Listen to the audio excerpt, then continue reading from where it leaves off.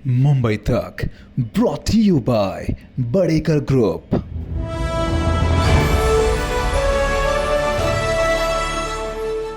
आहे आवाज जरा कमी कर यार। अरे तू व्यावसायिक आहे का गाव खात्यातला आहे? व्यावसायिक आहे ना, मग तुला दिसेना का चिरकाय लागलंय म्हणून? एक तर 4 वाजल्यापासून लोक बसलेत, बऱ्याच लोकांना बीपी आहे, शुगर आहे, आणि हा 3 वाजल्यापासून बसलेत। लका ही बसलेत हीच मेहरबानी, यांनी आम्हाला उलटे पलट बोलू नये आता। त्याच्यामुळं माझं म्हणणं असं आहे की मालकीचे जे डोंगर शिरूर तालुक्यामध्ये मोठ्या प्रमाणावरती आहेत, या डोंगराच्या वरती इनोव्हेटिव्ह स्कीम म्हणून 1.5 कोटी 2 कोटी लिटरचे म्हणजे शेततलाव करून बगाटाला जी जमीन आहे त्याच्यावरती आपल्याला सीताफळीसारखे फळबागा करता येतील का, याचा प्रामाणिक विचार मी पुढच्या कालावधीत करीन। कारण पावसाचं मोठ्या प्रमाणावरती पाणी आपलं वाहून जातं। पाटोदा तालुका याच्यामध्ये 4200 हेक्टर क्षेत्र हे वन्यजीवचं आहे। त्या वन्यजीवच्या क्षेत्रामध्ये असलेलं ग्लॅरिसिडियाची झाडं आहेत। या झाडामुळं सुपारी एवढाले डास व्हायला लागलेत। तर हे सगळे ग्लॅरिसिडिया काढून भारतीय प्रजातीची झाडं लावून पर्यटनाच्या बाबतीत अतिउच्च तालुका पाटोदा आणि शिरूर करून, कारण इथे आपल्या इथेच नारायणगड आहे, इथेच आपल्या इथं भगवानगड आहे, गहिनीनाथगड सुद्धा आहे, मच्छिंद्रनाथगड सुद्धा आपल्या इथं आहे, आणि मच्छिंद्रनाथाची आरामाची समाधी म्हणजे स्थान सुद्धा निमगावलाच आहे। आपल्या या परिसरामध्ये सगळे गड आहेत।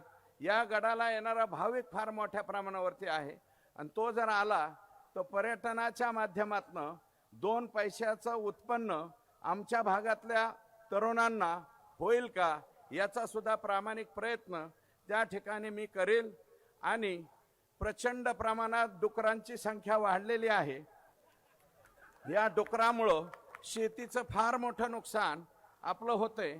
कदाचित काही लोक म्हणतायत शेती करणं सोडून सुद्धा द्यावं का काय, इतक्या मानसिकतेमध्ये शेतकरी आले। तर आम्ही आता एक चांगला पिंजरा काढलाय डुकरं झाकायचा आणि पकडायचा। तो व्हॉट्सअप फेसबुकवरती टाकतो मी 2 दिवसात। पंकजाताईंचा 26 जुलैला वाढदिवस असतो। ताईसाहेबांच्या वाढदिवसादिवशी मी डुकरं मारण्याचा कार्यक्रम, ऐका हसू नका, ते भारतामध्ये कोणतंही जनावर पिसाळलं तर तो मारणारा नवाब नावाचा जो शूटर आहे, तो शूटर सुद्धा मी आणला होता इथं। त्यावेळेस तुम्ही ग्रामविकास मंत्री 4 खात्याच्या मंत्री होत्या। मला स्वतः ताई म्हणल्या होत्या, अण्णा तुम्ही काही बी काढतात बुवा। मी म्हणलं काही बी नाही, ही फार मोठी अडचण आहे। आम्ही एक मोठा लट मोर्चा काढला होता, त्या पिकअपवर डुक्कर मांडलं होतं, आणि पुढे आम्ही ओरडत होतो डुकराचा बंदोबस्त झालाच पाहिजे, म्हणून आम्ही डुकराचा बंदोबस्त। याच्यासाठी तुमच्या वाढदिवसादिवशी नवाब आणला, पण एक गोळी भाटेवाडीच्या तलावाच्या तिथं मारली, डुक्कर मेलं, पण मोर एवढे कर्ण किरकस आराडले। मी म्हणलं हे बंद करा। अरे बापरे, इतके जर ओरडत असते ना तर हे प्रोग्राम फेल।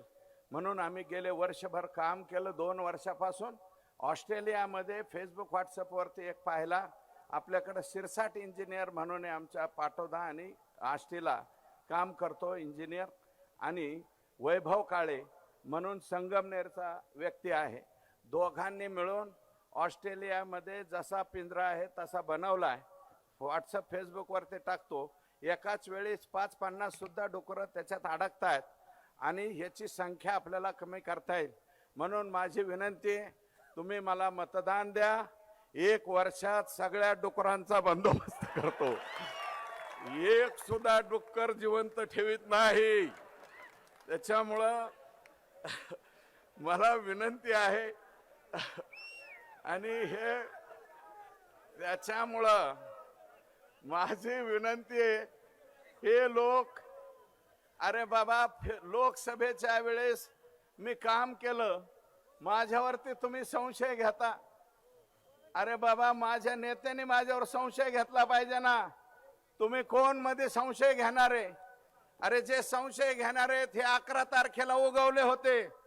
11 तारखेपोत हे कोणत्या गावात दिसले एवढंच मला सांगा. अजून त्याच्या खालचं तर नावच घेत नाही. ते कुठं होते ते मला तुम्ही कोणी सर्टिफिकेट देण्याची गरज नाही. माझं सर्टिफिकेट माझ्या नेते देतील, माझा पक्ष देईल. इतरांनी कोणी देण्याची आवश्यकता नाही. आणि माझं मत असे की जे उमेदवार अपक्ष म्हणून उभे राहिले यांनी मला वाटतं पक्षाची उमेदवारी जाहीर व्हायची तरी वाट बघायला पाहिजे होती. अबू शेठ सुद्धा इथं आहेत, घुमरे आहेत, शिंदे आहेत. तर माझं मत असे व पक्षाची उमेदवारी जाहीर झाल्यावर तुम्हाला तिकीट नाही मिळाल्यावर मग तुम्ही फॉर्म भरायला पाहिजे होता. तुम्ही फॉर्म भरायची मुदत 29 ला झाली, 30 तारखेला फॉर्म भरला. किमान फॉर्म भरताना एक भाजपचा आणि एक अपक्ष भरायला पाहिजे होता. तुम्ही एकच अर्ज भरला आणि तो बी अपक्ष भरला. तुम्ही विचारलं होतं का पंकजाताईंना पक्षाला? ते तुमचं तुम्ही बघा, ताई सांगतील. परंतु माझं मत आहे की मी मंगळवारी ज्या दिवशी मी स्टेजवरती होतो त्यावेळेस माझा उमेदवारी अर्ज जाहीर झाला. परंतु मी नम्रपणे इथं सांगतो की मी तुम्हाला विचारून म्हणलं होतं माझा मुहूर्त आहे मंगळवारी मी फॉर्म भरतो. आणि तुम्ही यस म्हणल्याच्या नंतर आणि सगळ्यात शेवटी 3ऱ्या यादीमध्ये माझं नाव आलं. मग तुम्ही दुसऱ्या दिवशी धोंडे साहेब फॉर्म भरायचा ना, अगोदर कशाला फॉर्म भरला? भरला ते भरला, नंतर गपचूप बसले, नंतर मेळावा घेतला आणि त्या मेळाव्यामध्ये आमचे उमेदवार निवडणूक आयोगाने ऑथेंटिक दिलेलं चिन्ह त्यांचं जे आहे ते चिन्हच विसरले. अरे तुम्हाला चिन्ह मिळालं एक आणि तुम्ही म्हणता दुसऱ्याच फुका. अरे दुसऱ्याच फुका म्हणले हो. अरे आपल्या घरात जन्म लेकराचा झाला, पेढे आपल्यालाच वाटावं लागते, बेंड आपणच वाजवायचा असतो, आपला आपणच फुकायचा असतो.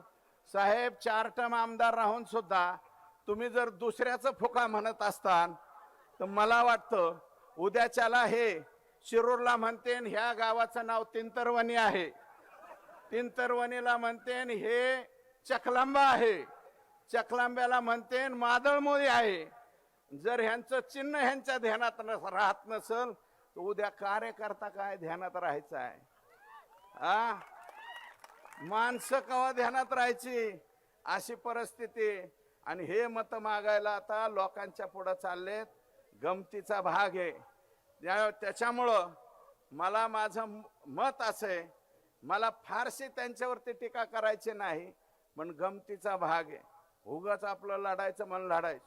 अरे तुम्ही 5 वर्ष 2014 ते 2019 5 वर्ष आमदार होते. आमदारकीच्या काळात 5 वर्ष हे कोणाकोणाच्या सुखदुःखात आले, कोणत्या गावाचा मसनवाटा कुठे ह्यांना माहित आहे का? त्याच्यानंतर पडले, नंतर हे निवडून दिले दुसरे घड्याळावाले. बरं का, हे घड्याळावाले सुद्धा आयुष्यपत सांगतो 5 वर्षात यांना कोणत्या गावाचा मसनवाटा माहीत झालाय मला सांगा? एक सुद्धा नाही. 5 वर्षात फिरले नाही, वाकून सुद्धा कवा राम राम नाही. कुणी बाहेरून हात केला तर असा हात करतो. अरे तुम्ही आमदार झाले का काय झाले? आमदार म्हणजे कोण? अरे आम्ही आमदार म्हणजे आमचे कपडे काढले तर तमासगिरात आणि आमच्यात काय फरक आहे? लोक झोल चढतात म्हणून आम्ही आमदार, म्हणून आम्ही पुढारी. लोकांच्या डोक्यात आलं तर कव्हा कपडे काढून घेते ना आयुष्यपत त्याचा भरोसा सुद्धा नाही. आणि तुम्ही उगाच फुगात आमदार आमदार म्हणून. आणि बघा मागच्या वेळेस एकाला 1 लाख मतं पडली, एकाला 1.25 लाख मतं पडली. निवडणुकीच्या अगोदर ताईसाहेब जे 1.25 लाख मतं पडलेलं आहे तो म्हणतो भाजपचं तिकीट यांना दिलं तर मी ह्यांच्या माग. आणि हे लाखावाला म्हणतो रनिंग आमदार म्हणून ह्यांना दिलं तर मी ह्यांच्या माग. 2.25 लाख मतं म्हणतात. आता मग मी तर गायबच होईन. आणि मला का घाबरतात मग? हा? आणि 5 वर्षात यांची भाषा कुठे आहे? मुळावर घाव घालतो, खोडावर घाव घालतो. आला का? खोडावर घाव घालतो. काय बोलणं आहे का बोलण्याचं पिल्लू आहे मला सांग. आपल्याकडे ही भाषा असं नाही. दाजीबा हे वागणं बरं नव्ह. दाजीबा हे वागणं बरं नव्ह असं गाणं होतं. तसं दाजीबा हे वागणं बरं नव्ह अशी माझी आपल्याला विनंती आहे. खोडावर घाव घालण्याच्या आणि याच्या काय गप्पा हाणता साहेब. तुम्ही पाल्याला सुद्धा हात लावू शकत नाही आमच्या. अरे तो आमचा खानदानी धंदा आहे राव, बाप दाद्याचा. तेवढ्याच्या बाबतीत बाकी कुठंही नाद करायचा, तेवढ्याच्या बाबतीत नाद करायचा नाही. बाकी काही होईल पण तेवढ्याच्या बाबतीत नको, एवढीच विनंती करतो. आणि तुम्हाला माझी विनंती आहे की हा मतदारसंघ फार तळहाताच्या फोडाप्रमाणे जपला हो मी. 2019ला 14ला मी ताईसाहेब पराभूत झालो, ते बी तुमच्यामुळं पराभूत झालो. तुम्ही एक शब्द वापरला, एक मत मुंडे साहेबांना श्रद्धांजली. साहेबांची एक्झिट झाल्यामुळं माझा पराभव झाला, अन्यथा माझा पराभव झाला. तरी बी काही लोकांची भावना अशी होती, वरचं मतदान प्रीतमताईला द्यायचं आणि खालचं मतदान मला द्यायचं. 60,000 मतदारांनी आष्टी मतदारसंघातल्या मिथून माग मान डोलवतोय. 60,000 मतदारांनी वरचं कमळ हाणलंय, खालचं घड्याळ हाणलंय. ताई प्रीतमताईंना 1,80,000 मत आहेत, मला धोंडे साहेबाला 1,20,000 आहेत आणि मला 1,15,000च्या आसपास मत. 60,000 मतदारांनी असं केलंय, पण 22,000 मतदारांनी उलट केलंय. वरचं कॅरम बोर्ड हाणलंय आणि माझ्याच विरोधातला कमळ हाणलं. म्हणून आमची वास्तुशांती हरिनाम केशव झालं. बरं झालं तर झालं. हा, तुम्हाला सांगतो 5 वर्ष पडलो तरी बी लोकांच्या सुखदुःखामध्ये होतो. तुम्ही परत मला MLC ची संधी दिली भारतीय जनता पार्टीने. तुम्ही 19ला दुसरे आमदार झाले, कोरोना आला. उघड्या छातीनं कोरोनाच्या काळात सगळीकडे कोविड सेंटर उभारीत राहिलो, लोकांच्या जात राहिलो. इथं हे डॉक्टर ढाकणेचं असेल, मच्छिंद्रनाथाचं असेल, गोपीनाथ मुंडेंचं प्रतिष्ठानचं हे असेल, दीपक काकाने उभा केलेलं सेंटर असेल, पालव्यांच्या तिथं उभा केलेलं सेंटर असेल, सगळ्या सेंटरवर जात राहिलो, काम करीत राहिलो, लोकांच्या मध्ये बोंबलत फिरत राहिलो. तुम्ही फिरले सुद्धा नाही हो.